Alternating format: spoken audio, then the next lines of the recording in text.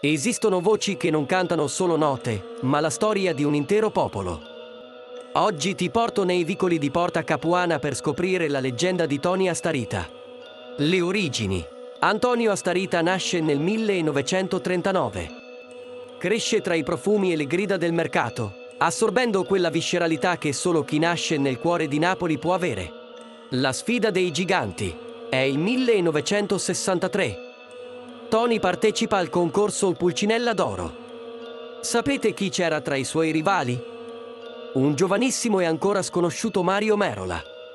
Una sfida tra titani agli inizi. Il debutto nazionale. Non ci mette molto a farsi notare. La sua voce graffiata e potente conquista subito le etichette discografiche. Napoli ha trovato un nuovo principe della melodia. Il capolavoro, 1968. Arriva il 1968, l'anno della svolta. Sul palco del Festival di Napoli, Tony presenta un brano che diventerà un inno al dolore d'amore, Core spezzato. Il trionfo. Quella sera il pubblico resta senza fiato. Tony vince il primo premio. La canzone non scala solo le classifiche, ma entra nelle case e nei cuori di tutti i napoletani. Il significato di Core spezzato. Ma perché piacque così tanto? Raccontava un uomo che guarda l'amore della sua vita sposare un altro.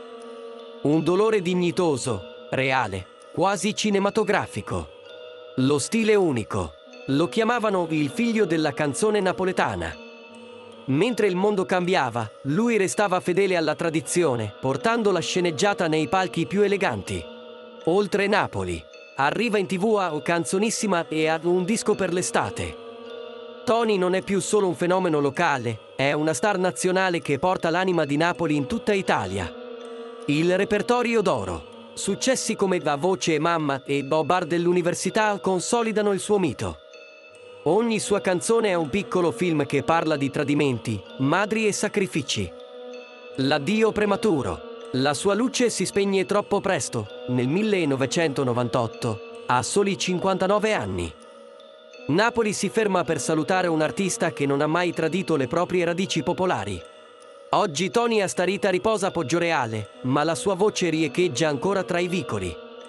E tu, qual è la canzone di Tony che ti fa ancora venire i brividi?